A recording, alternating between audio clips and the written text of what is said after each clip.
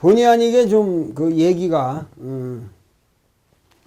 길어지다 보니까 이렇게 여러 가지 얘기가 나오는데, 사실 이게 역사라는 거는 이렇게 인맥을 정확하게 꿰뚫어야만 비로소 보이기 시작하는 겁니다. 근데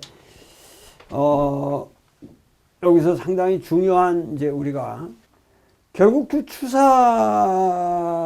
이제 특징은 이 사람이 이 집안이 노론이라는 거죠. 이게 노론이고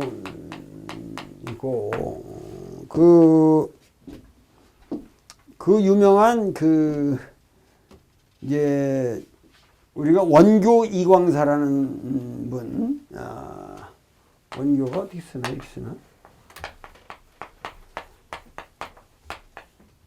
여기에? 원교 이광사, 이거 이렇게 쓰나? 네. 사가 이거가? 이 원교 이광사라는 분은, 그러니까 이 노론이라도 이 사람들은 경주이시고 원교 이광사는 이분들은 전주이시예요. 전주이시고 이게 아주 소론의 정맥이에요. 이 사람들은 소론의 정맥인데, 이 원교 이광사는 그 유명한 그 삼전도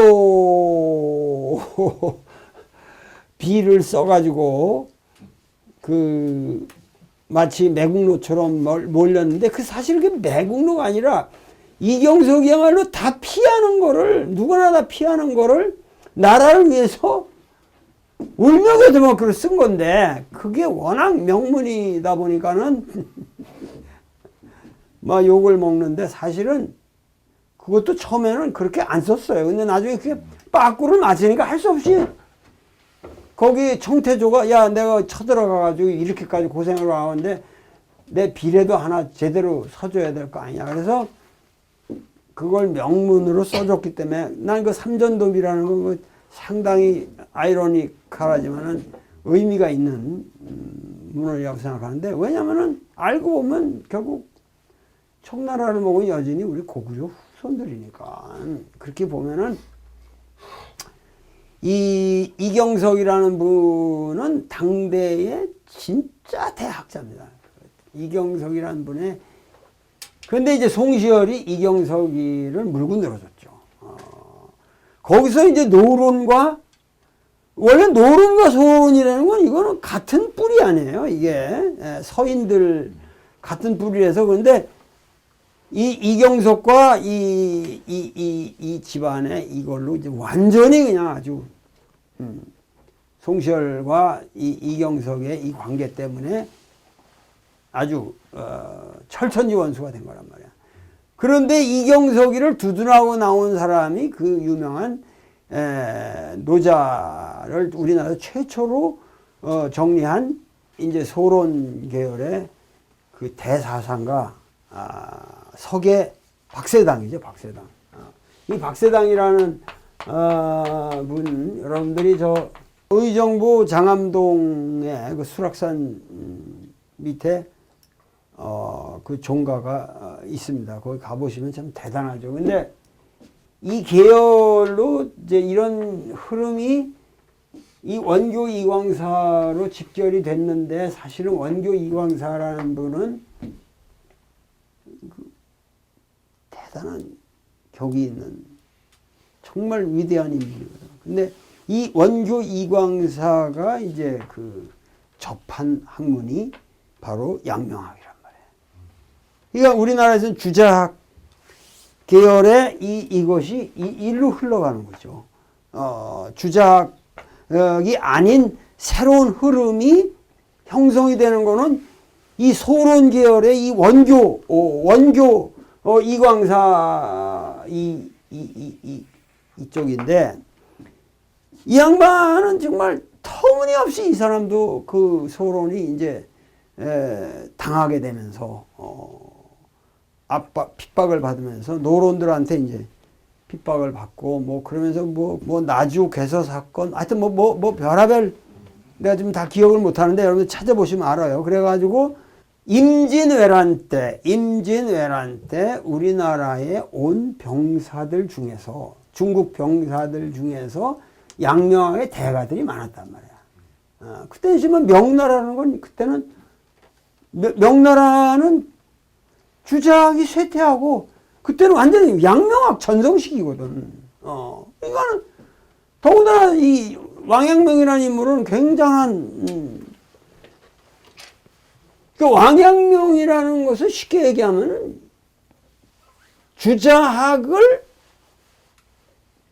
뭐가 이렇게 선적으로 만든 주자학적인 유학을 선적으로 해탈시킨, 반야경적으로 해탈시킨 학문이라고 보면 되는 거거든. 그러니까 양명학이라는 거야말로 어떤 면에서 중국에서 근대 정신의 발로라고 볼 수가 있는 거죠. 인간 해방을 외치고 모든 만민 평등을 외치고, 이 주자학은 전혀 분위기가 다른 거죠.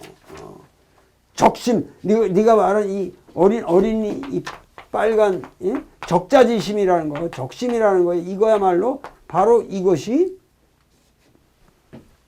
성인의 마음이라. 이거 완전히 그 주자하고 논쟁을 한 저 육상산이가 육경이라는 게 뭐 다 내 마음의 각주지. 내 마음의 각주다. 그 육경이라는 게 뭐, 너 그렇게 네가 육경을 다 해석해가지고 뭐 한다고 하지만은 사실은 주자는 육경을 다 해석한 것도 아니거든. 사서 운동을 했지. 그러니까는 육상산의 육경이라는 거 공부해보면 뭐하냐. 그거는 결국 우리 마음의 각주일 뿐이다. 이렇게 해가지고 인간 완전히 그 경전에서부터 인간을 해방시키는 운동으로 나갔단 말이에요. 그거를 받아들인 게 이제 하곡 정제도, 그러면서 저 중국의 이제 양명학 책들이 들어오고 이러면서 이제 그게 원교 계열로 이렇게 흘러나가서 우리나라에 원교의 아들 조카인 이제 이충익이라는 사람이 담노라는 그 유명한 책을 쓰게 되면서 어떤 사상계의 새로운 흐름이 형성되어 가는 거예요. 그러한 그 흐름이 있었던 시기에 추사는 청나라를 가가지고 소위 말해서 그 실사구시의 고증학이라는 이거를 배웠다고 하지만, 고증학은 고증학이에요. 고증학은 고증학이지만 이제 이게 고증학이라는 게 결국은 문헌적인 고증이고 뭐 비문 조사하고 이러는 것들인데, 그러니까 고증학이라는 게 이 청나라 때 학자들이 뭔가 이런 주자학적인 의리지학을 떠나서 한대로 올라간다는 거거든. 결국 한대로 올라가서 중국의 그 원래의 그 소위 말해서 이 정연의 주라든가 하여튼 이런 이 한나라의 학문을 다시 부활을 시킨다고 하는 것이 이제 고증학의 모토였는데, 그래서 이제 실사구시 뭐 그래서 그렇지만은 요게 이제 그래서 거의 추사에 대한 우리가 정리가 잘 안 되는 거예요. 추사가 어떤 사람인지. 사람들이 추사 그러면 추사가 누군지를 몰라. 추사체 이런 거 그냥 예산에 가면 뭐 사실 그 사람은 예산하고도 관계가 별로 없고, 그 사람은 서울에서 산 사람이고, 주사체라고 그러지만 그게 과연 뭐가 있는 건가? 독특한 자기체가 있죠. 그런데 우리가 알아야 될 거는 이 추사는 추사 자신의 철학이 없어요. 추사가 남긴 철학적 논문은 하나도 없습니다. 하나가 없고 24세 때 이 사람이 북경을 가서 만난 사람이 당대의 뭐냐면 소위 말해서 이 고증학의 어떠하면서 결정판이라고 그럴 수 있는 건데, 완원이라는 인물을 만난 말이죠. 완원. 완원인데 이 완원이라는 사람이 지금 뭐냐면은 중국에서 이 13경 전체의 13경 주소판을 낸 사람이란 말이죠. 그러니까 13경 중국의 경전이 이 13경이라는 게 당나라 때 거의 이렇게 완성되어 가는데 그 한나라부터 내려오는 정현주로부터 시작해 가지고 그 주와 이 주에 대한 또 해석이 소란 말이에요. 공영달의 소라든가 이런 이거를 그 정확한 고판본을 가지고 이 문자들의 이런 교감을 다 해가지고 완원이 13경 주소를 오늘날 우리가 보는 모든 지금 13경 주소판이라는 거는 최근에 이학근 선생이 그 구독점을 찍어서 내밀어서 지금 우리에게 아주 완성본이 되어 있는데 그거를 만든 사람이 완원이란 말이에요. 그 완원의 13경 주소라는 건 이건 사실은 대단한 거죠. 그러나 완원은 사상가는 아니란 말이에요. 서적들을 수집해서 교감을 하고 그래서 정확한 판본을 만들었다는 의미에서 이 사람의 지식은 대단한 거지. 이게 뭐냐면 사고전서 파들이란 말이야. 쉽게 하면. 완원인이 이런 사람들이 벌써 이 시대가 뭐냐면 강의, 옹정, 걸륭. 그러니까 이 걸륭 시대 때 이 사고전서가 다 만들어지잖아요. 그러니까 소위 말해서 이게 일종의 이제 나중에 까는 게 뭐냐면은 이게 청나라 때 고증학이라는 것이 어떤 의미에서 이게 문약주의를 조장하기 위해서 만든 거라는 거거든. 그러니까 한족들의 학자들을 뭐냐면 이런 그 문헌 정리 사업에다 집어넣음으로써 그들의 지적인 욕구도 만족시켜 주지만 사상적으로 머리가 안 돌아가게끔 만드는 그 청나라의 그 교묘한 작전이라는 얘기지. 그게 그 사고전서라는 방대한 이거를 만들어서 그걸 다 정리를 하고. 그러니까 이때의 그 중국의 모든 문물을 한번 정리를 해준 거야. 청나라가 이민족으로 들어와 가지고 중국 니들 뭐 하고 있냐? 니들 도대체 니들 문화유산이 뭐냐?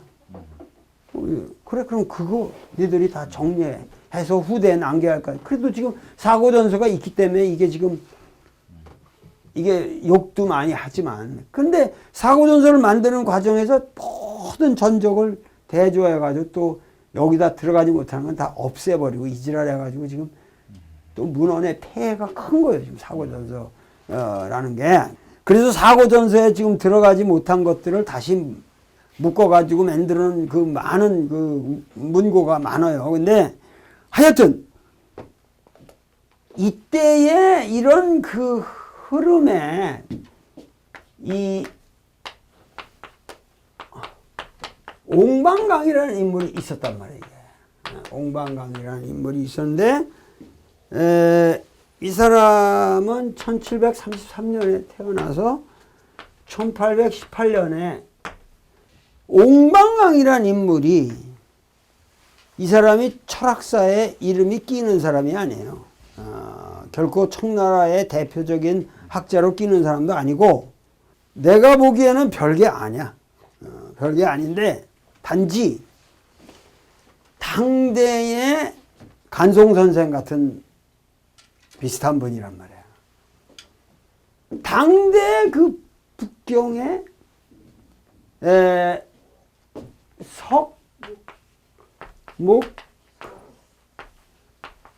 석목서루라는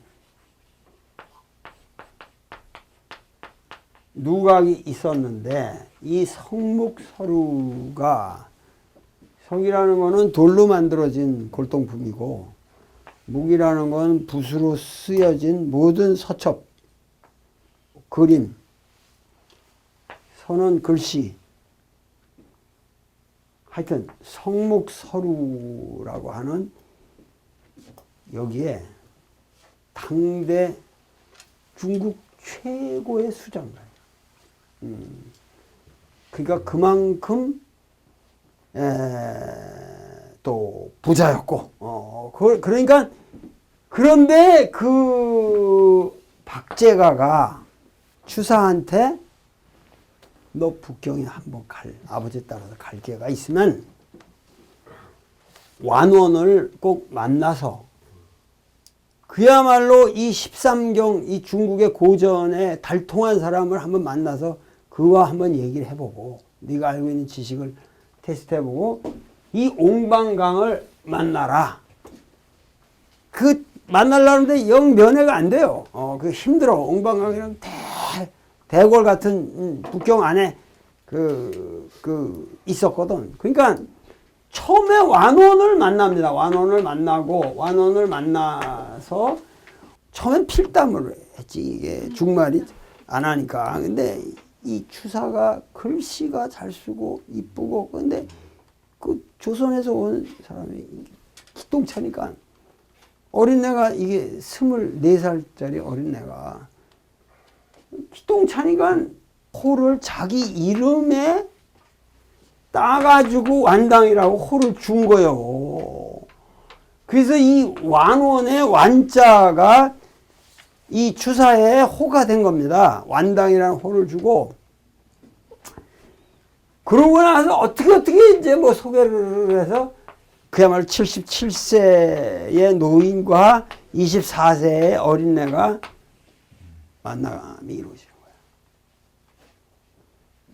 근데 추사는 서울에서 살면서 홍연주, 이 홍석주, 이 풍웅 달서 집안에 콜렉션이 만만치가 않았거든. 그들하고 교류하면서 이런 서첩이니 이런 거 화첩에 대한 얘기들을 많이 주고받았단 말이야. 그런데 다 진본은 아니었거든. 옹방강에 집에 오니까 싸그리 진품이 있는 거지. 싸그리 진품이. 그러니까 그 옹방강의 서재에 있던 것이 하여튼 중국 국보에 그러니까 수많은 점이 거기 다 있었던 거야. 그리고 그 정원과 그 말도 못하는 거지. 거기서 차를 마시고 거기서 마신 차는 이 사람이 완전 환상이야. 전부 이 엽차, 이 동전차 비슷한 거를 줬는데 이 동전차를 찍으면서 여기다가 막 사향을 넣고 뭐 이런 여러 가지 향료를 아주 온갖 차가 있는 거야. 그런 거 대접받으면서 근데 이놈이 내놓는 거마다 놀래면서 쫙 내력을 읊어대니까 글로 옹강방이 완전히 비친 거지. 야, 이거 조선에서 온 보통 얘기들이야. 그러고 나서 옹방강이가 결국은 뭐라고 써주냐면은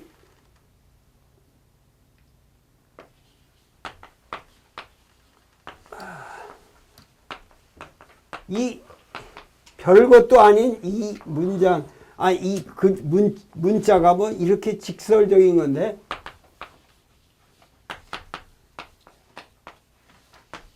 이게 쥐약이야. 우리나라의 이 최고 쥐약이야. 이게. 경술문장 해동제일이라는 글을 써줬거든. 추사한테. 이게 추사 인생을 고정시키는 거예요. 관념적으로. 그러니까 추사는 어떤 의미에서 아주 대단한 인물인데 우리가 알아야 될 것은 추사는 완벽한 엘리티스트고 그만큼 엘리티스트인 만큼 격이 높아요. 사람이. 격이 높고 심미적인 견식이 탁월하고 그 평생을 그렇게 멋있게 살았어. 그냥 어려서부터 그 영조의 그 사윗집의 그 격조로부터 집이 내자동 거기 있었고 생각을 해보세요. 거기에 그렇게 해가지고 이 경화 사족들하고 친구를 삼으면서 이렇게 했는데 문제는 뭐냐면 철저하게 이 가치 기준이 중국에 있었다는 거죠. 옹방강의 집에 있었다는 거지. 그러니까 옹방강의 집에서 본 그 화려한 시소 뭐 예학의 세계를 이 사람은 평생 벗어나지 못해요. 그게 24살 때인데 이 사람이 나중에 55세 때는 자기가 동지부사로 가게 되는 거야. 아버지가 돌아가시고 그으로 갔는데 그 해에 떠나지도 못하고 그때 얼마나 프라이드를 가졌겠어요. 그 옛날에는 근데 거기서 서리를 맞고 제주도로 유배를 가는 거예요. 그러니까 이게 뭐냐면은 이 추사의 인생이라는 게 평생을 그 24살 때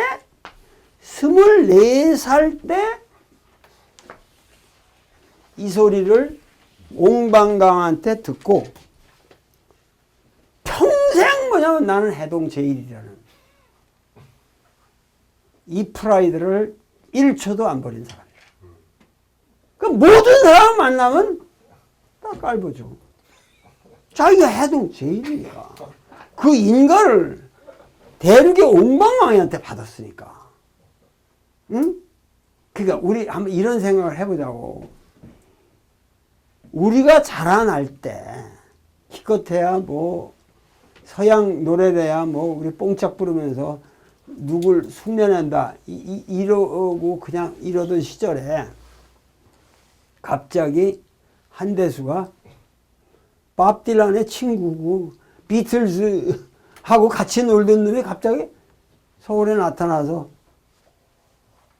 기타 치고 노래 부르는데 한대수는 환상이었거든.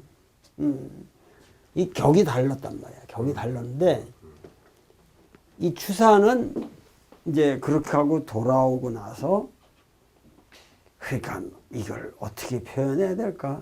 일종의 하여튼 이 철저한 모화 사상이 생긴 건데 그것이 엘리티즘과 결합이 되고 어떠한 그 짙은 이 뭐라 그럴까 그 노론의 뭐 정통주의적인 기질이라 그럴까 이 사람은 사실은 청나라 고증학 뭐 이런 거를 추사 얘기할 때 그런 얘기들을 많이 하는데 왜냐하면 진흥왕 순수빈 이런 거를 이제 조인영이하고 같이 가서 발굴도 하고 그것이 이제 이 사람의 그게 왜 나왔냐면은 남첩 북비든가 하여튼 거꾸로든가 하여튼 이 사람은 이 남첩이라고 하는 건 이 남방에는 이 화첩 중심의 글씨라는 거 이거를 별로 인정을 안 하고 이 북방에 소위 말해서 그 비문 이거를 굉장히 이 사람은 중시했단 말이야. 그러고서 북방의 이 비석에 나오는 그 비문 이것이 소위 말해서 그 진시황 때부터 시작해서 이 한대의 이런 이 석비라든가 이런 데 나타나는 그 강인한 글씨 그 체를 이 사람이 이게 추사체라는 게 소위 북비에서 오는 거거든요. 근데 글씨라는 거는 그 원교라든가 이런 사람들 이거는 완전히 이 해탈인의 경지를 얘기하고 있는데 이 추사는 어떤 자기가 생각하는 중국의 한나라 때의 그 이상적인 이데아가 있는 거라. 모든 걸 연역해내는 거예요. 예, 추사는. 그 연역적인 사고가 아주 추사의 특징이란 말이야. 뭐를 하든지 간에 자기는 해동 제일이니까. 넘버원이고, 사람들하고 얘기를 할 적에, 얘기를 하다 보면, 야, 너 뭐 진품을 봤냐. 나는 이 진품을 보고 얘기하는 거다. 그러니까 원교를 깔 적에도 뭐냐면, 원교가 근거로 하는 그것이 다 가짜다. 뭐 이런 얘기를 막 하거든. 그러니까, 그러나, 원교의 글씨를 얘기하는데 원교가 진품을 받냐 안 받냐 이게 중요한 게 아니지. 그러니까 이 사람은 추사하는 그런 엘리티즘을 끝내 극복을 못해요. 그러니까 추사의 일생의 특징이 뭐냐면은 그러한 어떠한 철저한 엘리티즘이 있고 연역주의가 있고 그 자기가 생각하는 중국의 어떠한 그 중국도 뭐냐면 딱 24살 때 한 번 간 거로 끝이거든.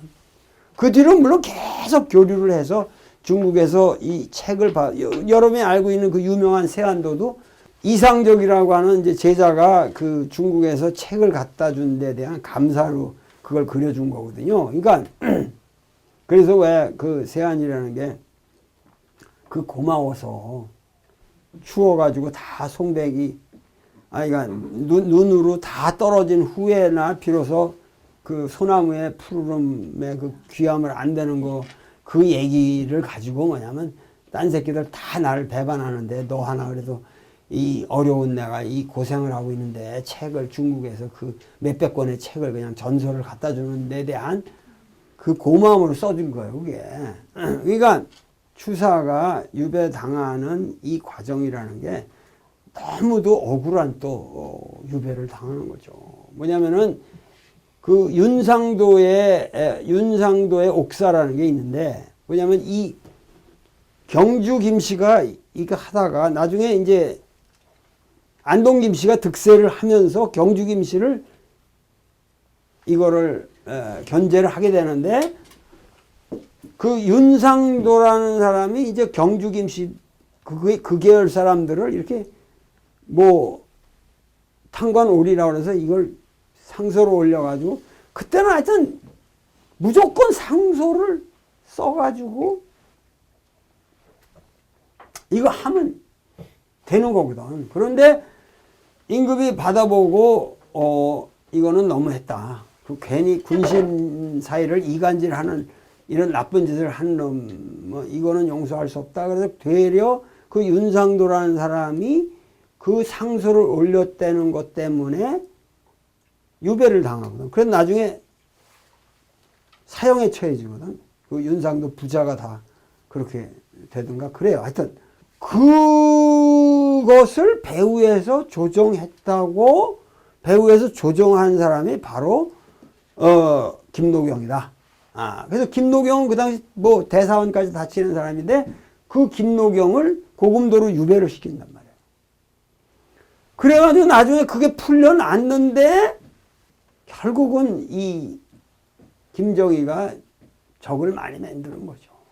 그래가지고 어떤 놈이 또 위증을 하는데 뭐냐면은 그 윤상도 옥사를 다시 끄집어내서 그 상소문의 초안을 김정희가 썼다. 근데 내가 봐도 그거는 말이 안 되는 그런 거를 쓸 인물은 아니거든. 그러니까 추사가 나는 그런 거 쓸 사람도 아니고 그거 말도 안 되는 얘기요. 그런데 6차례에 말이야 혹독한 고문을 당합니다. 고문을 당하는데 제일 나중에 뭐냐면 곤장을 36대를 맞아요. 36대 곤장인데 이 곤장이라는 것도 곤이 다르고 장이 다릅니다. 곤은 좀 넓적한 거 이렇게 좀 덜하고 장은 이 몽둥이로 그냥 곤장이 이게 달라요. 형저기가. 근데 하여튼 장으로 36을 맞아. 그러고서 이게 제주도라는 절도 안치에다가 위리 안치를 당하고 그러니까 이게 이 사형 다음, 사실은 사형보다 더 가혹한 건데, 사형 다음에 최고의 형이에요. 이 최고의 형인데, 그나마 죽지 않고 목숨을 건진 게 그 조인영이라는 친구가 그 당시 고관으로 있었기 때문에 조인영이가 이건 너무합니다. 이건 분명히 이런 대학자를 이렇게 우리가 대접할 수 없습니다. 그래가지고 55세 때에 제주도로 가는 거야. 대정까지. 그 제주도 가는 길이라는 게 여기 대정이라면 여기 제주 여기 항구가 있는데 대정이라는 건 여기 밑에 이게 서귀포 이쪽에 이제 거기 대정으로 유배를 이 한라산을 이렇게 쭉 해서 오는데 이 해남을 거치게 되잖아요. 해남에서 완도로 가는 그 길목 옆에가 그 이진이라고 하는 데가 있어요. 여기 완도로 내려가는데 옆에 이 항구에서 일로 해가지고 화북이라고 이렇게 그냥 벼화자 해가지고 화북관이라는데 여기까지 이제 가게 되는데 압송관이 있단 말이에요. 이거를 데리고 가는 이 압송관들이 이 죄인의 품계에 따라서 결정이 된다고 또 압송관도 그래가지고 평민이나 천민은 형조에서 관리를 했고 이 관직에 높은 사람들은 의금부에서 관리를 했는데 의금부 도사가 이제 압송을 하는 거야. 이런 추사의 경우는. 근데 이게 참 한심한 게 뭐냐면 귀양 가는 길이라는 게 이게 다 먹고 가야 되잖아요. 그러니까 이 비용을 평민들의 경우는 자기가 내야 돼요. 그러니까 이게 보통 문제가 아닌데 고급 관리들의 경우는 지방 관아에서 다 나와요. 또 다 돈을 대주는데 이 압송관 놈들은 여기 이렇게 쭉 길이 있으면은 이놈들은 이걸 쭉 따라가는 게 아니라 힘드니까 마차로 이제 가든가 이런 거를 다 되잖아요. 그럼 이게 결정이 돼 있으니까 이놈들은 놀다가 말 타고 여기 중간중간에 그 포인트 맞춰가지고 사인만 하는 거야. 그래가지고 마지막에 이진에 와서 이놈들은 사인만 하면 끝나. 사인만 하면 끝나. 그래가지고 이 배를 타고 가는데 중간에 그 유명한 얘기가 있죠. 전중가 거기 들어왔는데 그 이산만이라고 창암 이산만이라고 당대에 아주 대단한 나는 이 사람 굉장히 리스펙트합니다. 이 글씨체가 보통 특이한 아주 우리가 보통 볼 수 있는 체가 아닌데 창암 이산만이라는 분은 연도가 있어요. 1770년에서 1847년 이 창암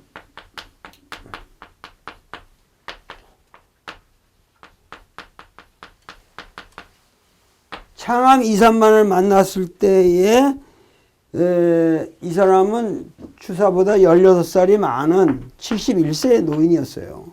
그래가지고 글씨를 쭉 놓고 또 노인 71세였으니까 그 당시 제자들이 시골에서 쫙 앉아가지고 근데 창암 글씨가 내가 보기엔 대단하거든요. 뭐 유수체니 뭐 여러 가지 뭐 귀신 뭐라고 무슨 귀신체라고 그러기도 하는데 하여튼 귀신이 이렇게 막 구름을 타고 가듯이 글씨가 이렇게 좀 무정형이야. 완전히 무정형인데 공력이 대단한 사람이에요. 내가 보기에는 근데 이 사람은 시골에 아주 자생적인 우리나라의 요새 그 창암의 글씨를 새로 서도전도 하고 그래서 내가 가보기도 했는데 대단한 사람이에요. 근데 유배기를 떠나는 추사가 거기서 앉아가지고 한참을 들여다보고 있는 거야. 그러니까는 다 궁금하지. 그래도 추사가 그 당시 서울서 이건 그 이름은 다 높았지. 그 서독에 이미 그 우리나라의 한 장면인데 그러더니 한참 있다가 추사가 시골장에다가 내다 팔면은 몇 푼은 받겠습니다. 이런 식으로 얘기를 하고 후를 일어나 떠나가는 거예요. 그러니까 이게 내가 보기에 이 완당이라는 사람의 성품을 그야말로 정확하게 나타내는 건데, 사실 이 추사라는 이름도 여러분들이 이게 무슨 옹방강의의 그 제자의 호예요. 그걸 받은 거라고, 추사가. 그러니까는 추사는 한국적인 냄새가 하나도 없어요. 그러니까 그 2, 3만의 그 글씨 같은 거를 시골에 그 자체 자생적인 서체인데 그것의 그 귀함이라든가 공력을 하나 보지 못하는 겁니다. 뭐 시골장에 나가 내놓으면 조금 대접을 받겠습니다. 그러니까 이 사람이 나가니까 제자들이 양새끼하고 주워 팰라고. 이제 그러니까는 장암이 내버려 둬라. 왜냐면 저 사람은 서체 얽매서, 서체는 좀 아는지 모르지만 글씨 자체를 모르는 사람이다.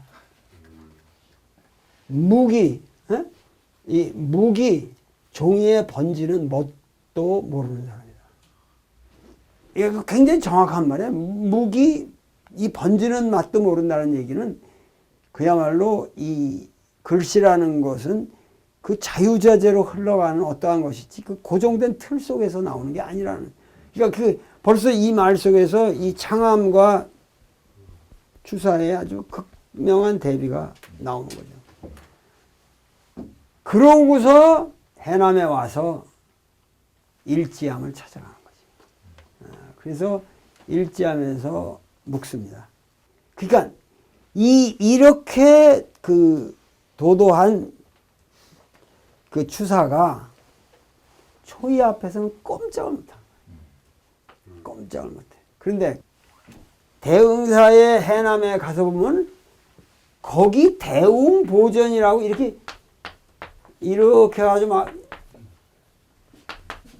하여튼 뭐 보전이라고 이렇게 쓴 이거가 이런 기따랗게 이렇게 하는 대웅전이 글씨가 있는데 이 글씨가 내가 보기엔 천하의 명필입니다. 이게 원교 이광사의 글씨거든.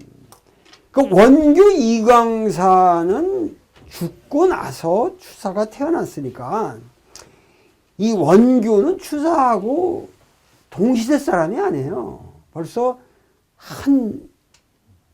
터울에다 한참 위인 사람인데 추사는 자기 동시대인처럼 놓고 깐다고 이 누구지 완당 편정을 쓰는 유홍준은 그 이미 시대적 감각이 다르고 뭐 하는데 그 너무하다 이런 말을 하는데 사실 유홍준도 그건 잘못 말하는 거 오히려 같이 대놓고 얘기하면 같은 시대 사람으로 놓고 비편을 비교할 수 있는 거죠. 무슨 추사에 와서 무슨 더 많은 정보 요새처럼 과학이 발전하듯이 근데 지금 감각을 가지고 옛날 사람 비판하면 안 된다라는 식으로 원교를 옹호할 수는 없어요. 객관적으로 놓고 봐도 추사체와 이 원교체는 완전히 다른 것입니다. 다른 것이고 이 예술의 세계에서는 그 자체로 갖고 있는 그 오묘한 맛을 그대로 봐야 되는데 그 밑에 침계루라고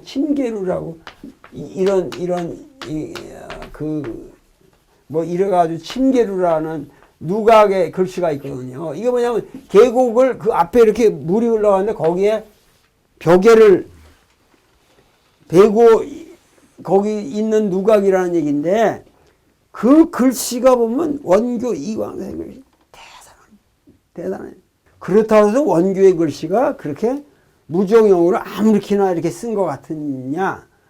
원교가 이 무슨 말 해서 정자를 쓴 실력을 보면 추사보다 월등히 높습니다. 추사는 추사체에서만 세지 딴체에서는 약합니다. 근데 원교는 초서, 행서, 해서 모든 전서 탁월합니다. 그러니까 이게 다른데 내가 보기에는 원교의 세계에도 이게 뭐 그 사람의 그 사상적 깊이와 이게 말할 수가 없어요. 근데 거기 가다가 그 유명한 얘기가 요 말이 아주 상징적인데 이게 사실이냐 아니냐는 몰라요.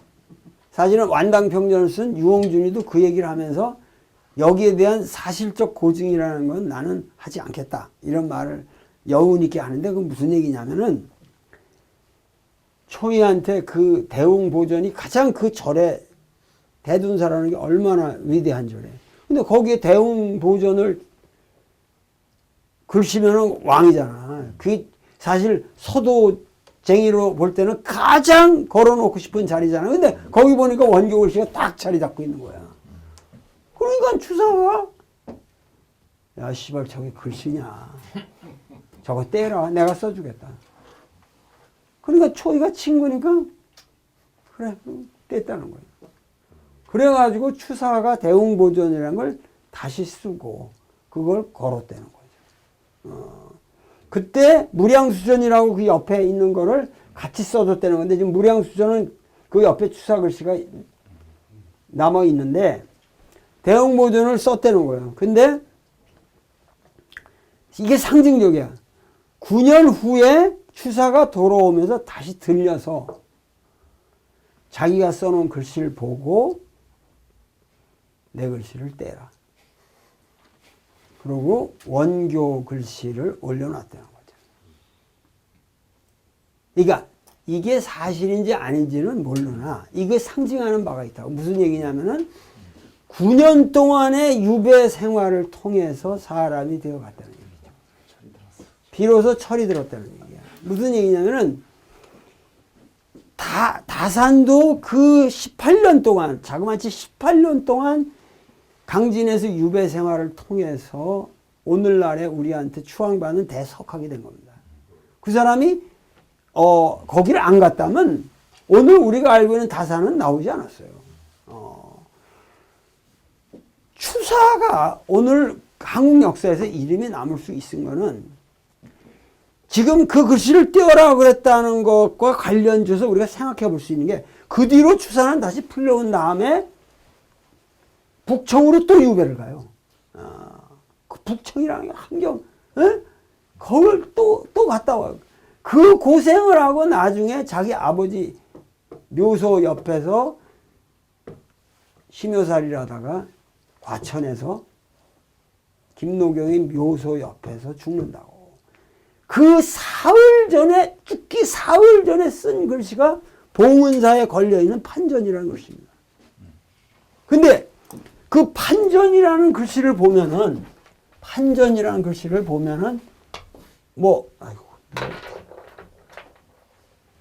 이게 안 되네. 이 판전이라는 이 글씨가 이렇게 꼭, 이렇게 막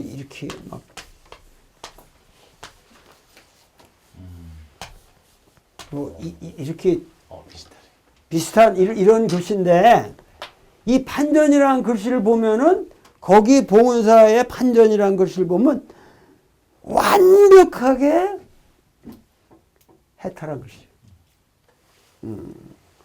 그러니까 원교 이광사의 글씨에 가깝게 갔다는 얘기예요. 이 판전의 글씨가. 그러니까 이게 재미난 거예요. 뭐냐면은, 이 사람이 이제 초이하고 그러면서 눈물을 흘리면서 아까 어디지? 이진이라는 데서 배를 타고 떠나요. 떠나면서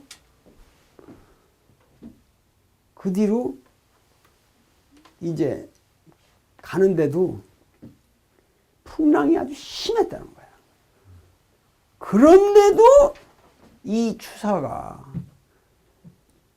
곤장 아까 36대라고 했더니 36대를 맞고 그러고 떠났는데도 건강했다는 거야. 그래도 건강이 좋았어 이 사람이. 그러면서 그 풍랑을 맞이하면서 사공을 격려해 가면서 갔는데 이게 아침에 떠난 배가 저녁에 도착했다는 거야. 이 유례가 없대 이런 유례가. 그러니까 하늘을 날라왔다고 그랬대 그 사람들 배가. 그러니까 그래가지고 대정까지 갔는데 대정에서 위리안치를 당하고 나서 이 추사가 초이한테 쓴 편지가 8년 동안 쓴 편지가 70여 통이 보존되어 있습니다. 70여 통이 보존되어 있고 그 70여 통의 편지 인적은 다 대개 뭐냐면 초이가 답신을 한 것으로 보여지는데 초이의 편지는 하나도 안 남았어요. 초이 쪽에서 간직을 안 했거든. 그래서 어떻게 사라져버리고 지금 어디선가 있다면 나올 수도 있다. 뭐 이런 건데 최근에 뭐 한 통이 발견됐다고 그러는데 좌우지간 추사가 쓴 글씨 그걸 보면은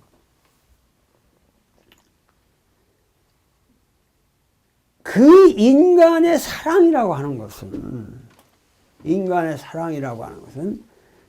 남녀지간의 사랑이라는 건 아무것도 아니다. 진짜 인간의 사랑이라는 건 남자와 남자 사이에 사랑이야말로 이게 진짜 사랑이라는 걸 느낄 수가 있는 거예요. 그 편지를 보면 이거는 힐랍시대의 동성연애는 저리 가라고. 그 초이와 이 사람의 우정의 깊이라는 건 그건 한국 역사에 유례가 없는 그 아름다운 관계입니다. 우선 뭐냐면 8년을 그렇게 견딜 수 있는 게 초이가 보내주는 차 덕분.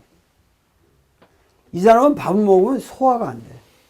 근데 네가 보내주는 차만 먹으면 소화가 된다 이거야. 똥이 나오고 오줌이 나오고 뭐하다가 여독 무슨 독이 들었다가도 네가 먹으면 난다. 그리고 된장, 고추장, 대흥사에서 담은 그걸 좀 보내라. 무슨 책 보내라. 뭐 하라. 어? 너 왜 안 오냐. 뭐 그냥 보채는 글씨 그 편지 내용이 너무 어린애들의 그런 보채는 것 같은 그런 건데 거기에 그 선적인 선문답 같은 얘기도 많이 들어가 있고 그러면서 그 추사가 진정한 인간으로 다시 태어나는 과정이 거기에 나는 들어있다고 생각합니다. 그래서 결국은 그 아까 말했듯이 소치가 워낙 탁월했기 때문에 이 초이의 이 태화, 불화 이런 것들이 그래서 일지암에 와서 시봉을 했어. 소치가 거기서 시봉을 들면 살았고 계속해서 뭐냐면 제주도로 소치가 왔다 갔다 심부름을 한 거예요. 그러면서 추사의 격을 배우는 거죠.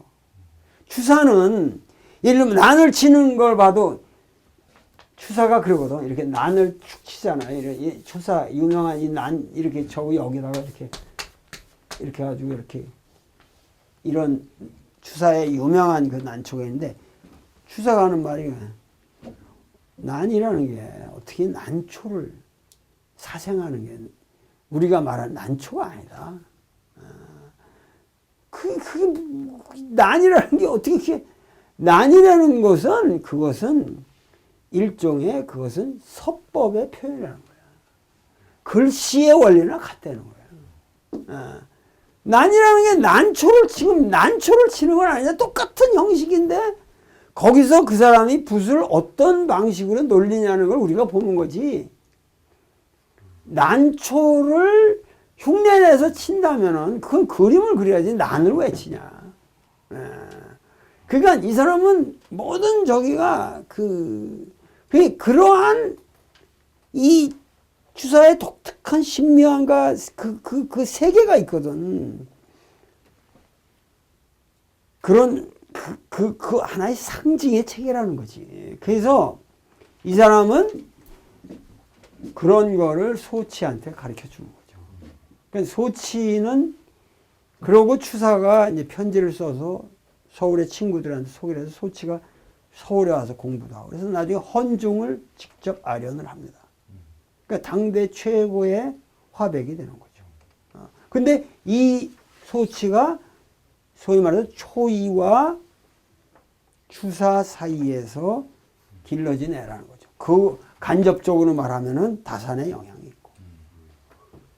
그래서 우리나라에 그런 남종화에 깊이 있는 화단이 나오는데 내가 보기에는 소치 이후로는 난 볼 것이 없다고 생각해요.